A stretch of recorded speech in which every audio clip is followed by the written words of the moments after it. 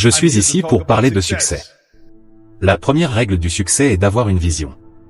Si vous n'avez pas de vision de l'endroit où vous allez, de l'endroit où l'on va et si l'on n'a pas d'objectif clair d'où l'on dérive aller, alors notre chemin n'aboutira jamais nulle part. Comme vous le savez, je suis né en 1947 en Autriche, après la Seconde Guerre mondiale. J'ai donc eu beaucoup de chance d'être tombé sur ma vision. Et je n'aimais pas vraiment l'Autriche quand j'ai grandi. J'avais hâte d'en sortir. Je ne me voyais pas devenir agriculteur, ou ouvrier dans une usine, ou quoi que ce soit d'autre. Même si mes parents voulaient que je reste, et avoir une vie normale. Mais c'était leur vision, pas la mienne. Ma vision était totalement différente.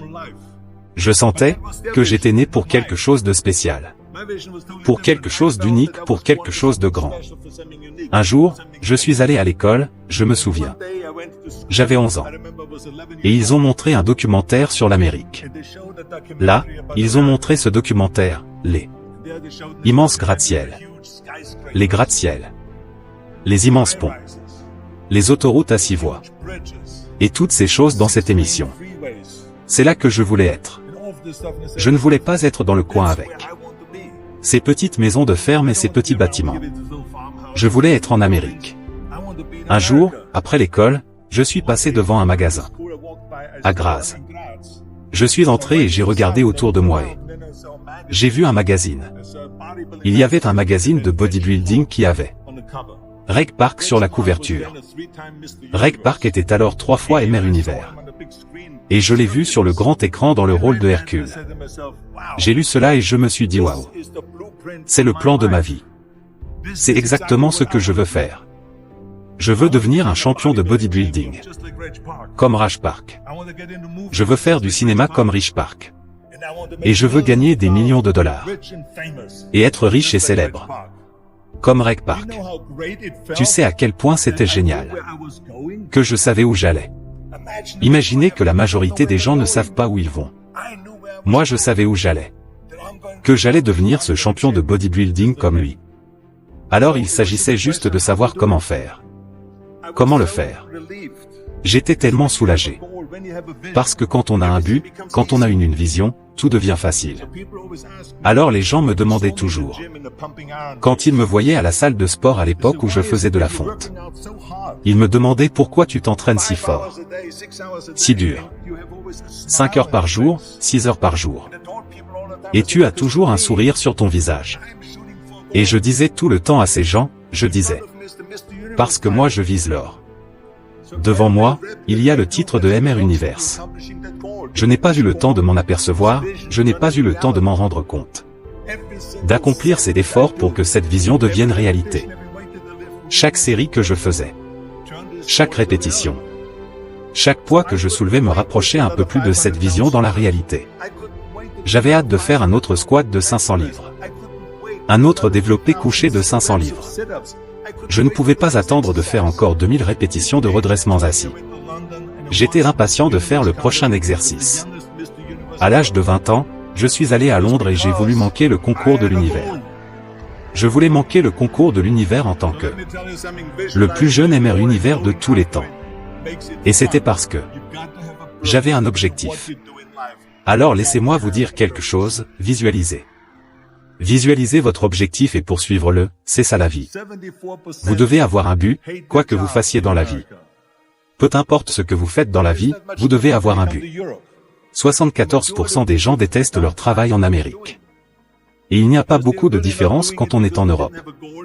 La majorité des gens n'aiment pas ce qu'ils font. Parce qu'ils ne le font pas vraiment. Parce qu'ils n'avaient pas d'objectif clair. Et qu'ils avaient juste suivi le système, ils se sont contentés de dériver. Et tout d'un coup, ils ont obtenu leur diplôme. Ensuite il y avait un poste de travail, ils obtiennent leur travail.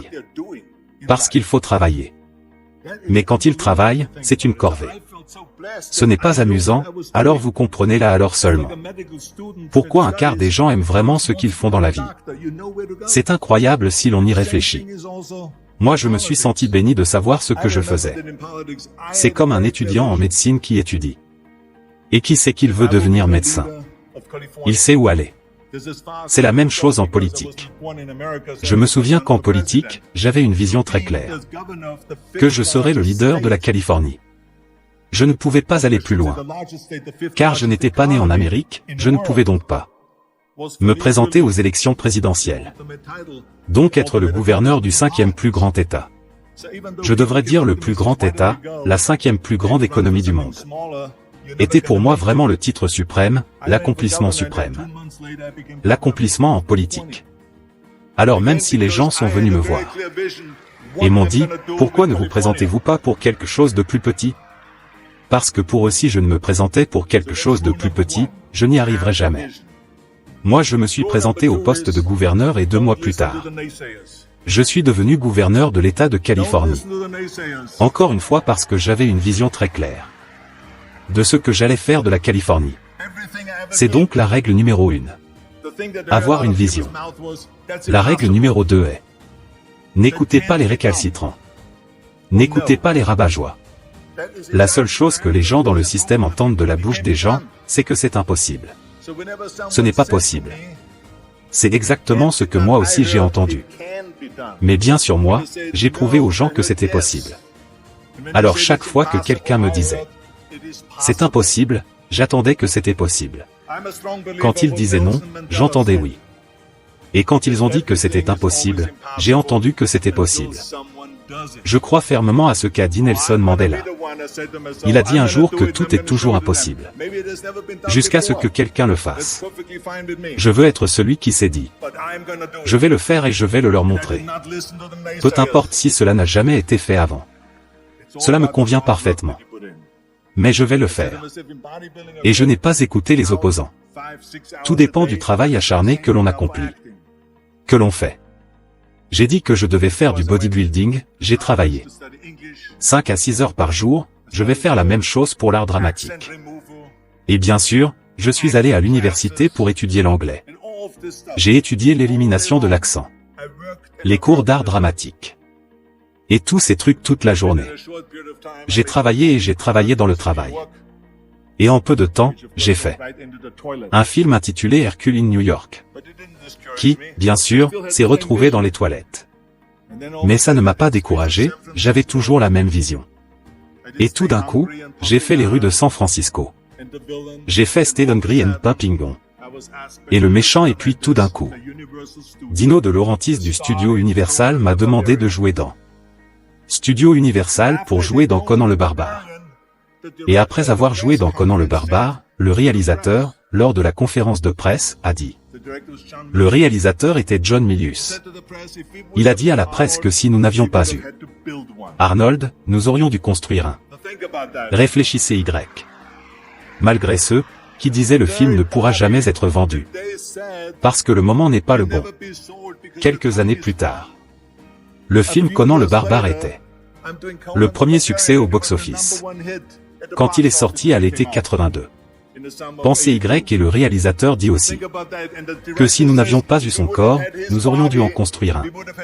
Alors tout d'un coup, mon corps est devenu un actif et non un passif. Et la même chose s'est produite avec Terminator. Une fois le tournage terminé. Terminator, Jim Cameron a déclaré à la presse.